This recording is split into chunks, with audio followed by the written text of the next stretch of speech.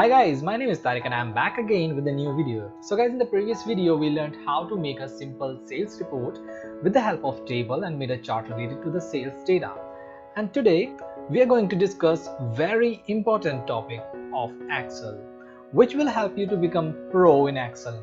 It is almost impossible to become expert in Excel without this, and this topic is data types. So when we enter a value in the cell, it can be anything, like it can be a name of the person, or it can be the name of any organization,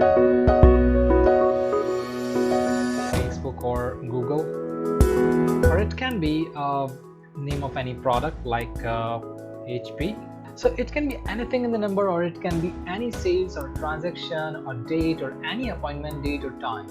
So the point is, when we enter a value in the Excel cell, Excel tries to guess whether we want to enter text, a numerical value, or a date, and work accordingly.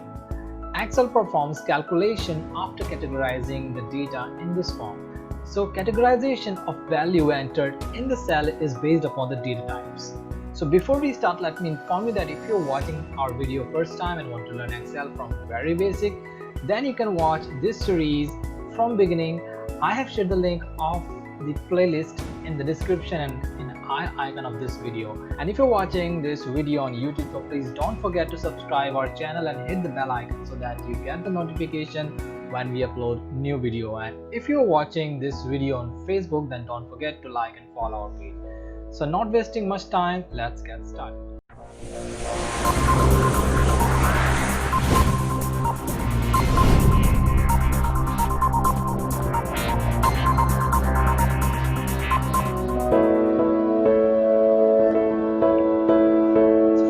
There are four types of data that we can enter into the cell. The first one is the numeric value, and the second one is the text, third one is date and time, and the fourth one is formula. So let's start with the numeric value. So a numeric value in the cell can only contain a number or characters like 1, 2, 3, 4, 5, 6, 7. It can be anything, or it can be the character. So character can be anything, like we have a few characters, like we have comma, we have dot or decimal, we have plus, we have minus, we have brackets, we have percentage, we have exponential notation like this and this. So this is the list of the character that is considered as number. So if any other character or even a space is included in the cell, then Excel treats data as text. Only cells that contain a numeric value, which I have mentioned, can be used in formula, and the numeric value justifies right side in the cell.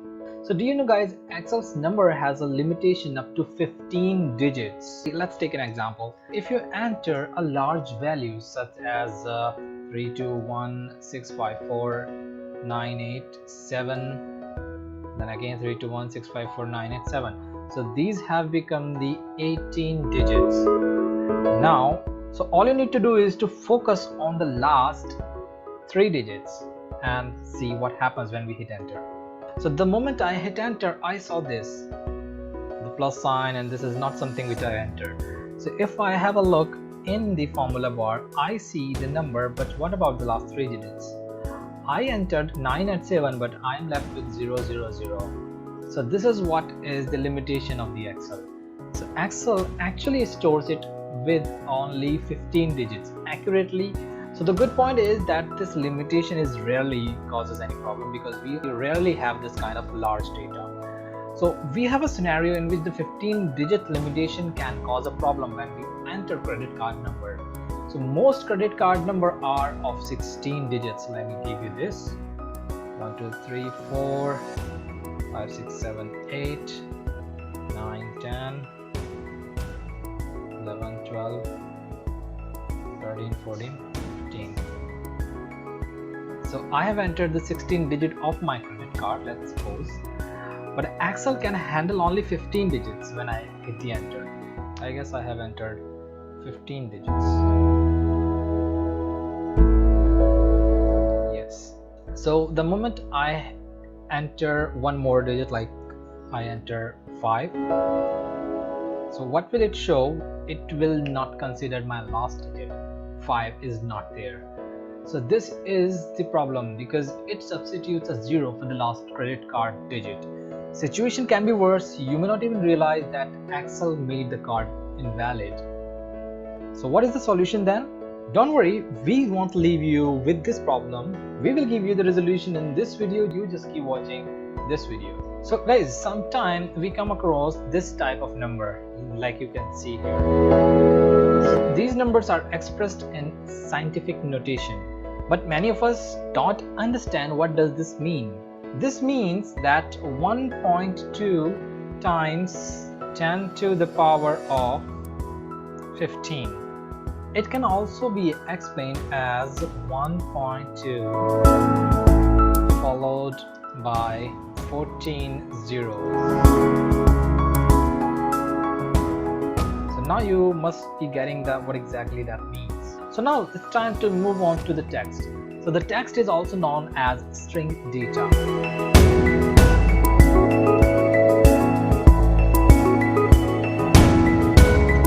The text data is left justified in the cell.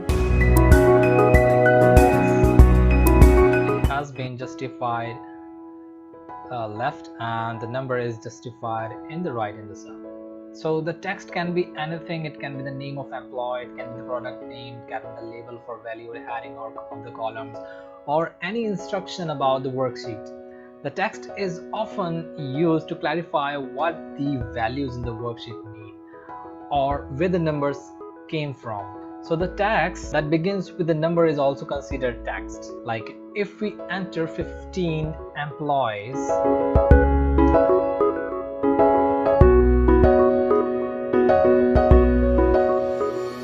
Excel consider the entry to be the text rather than a numeric value. For better understanding, let me stretch this one, and you must be seeing that it has been justified to the left in the cell. That means it has been considered as text. We can't use this cell for a numeric calculation. So if we need to indicate that the 15 refers to the employees, we enter 15 into the different cell and then the type employees like this. So guys, do you remember that we discussed about Excel's number limitation up to 15 digits? We had a scenario in which the 15 digits limitation was causing a problem when we were entering the credit card numbers, because the mostly credit card numbers are of 16 digits. So here's the solution. Let me enter my credit card number 4843 9560 3220 1155. So when I hit enter, I will not be able to see the last 5. So it doesn't show. But when I will use this apostrophe sign, it will consider as text and we can go on typing our number. Now if I enter 5, it will not remove it. And the same scenario, if I don't use the apostrophe, it will not consider the last 5.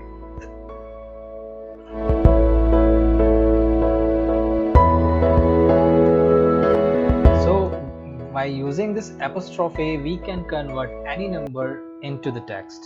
So when I press any number with apostrophe, it will be considered as text. This is how we can convert the number into the text. So now moving on to the date and time. The date and time data can be used for handling dates, time, or a combination of both of them. We can enter a date as this date, May 8, or it can be considered the 5 August because I'm using the Indian format, so this is the 5 August, or we can also use just 5 August 2020. But how the date appears in the cell depends on how the cell is formatted. date and time data like the numeric value is right justified in the cell. So if you enter a date as August 5, 2020,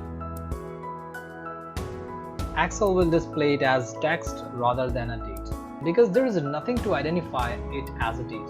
If you place a comma after the day, Excel will be able to identify it as a date and right justify it.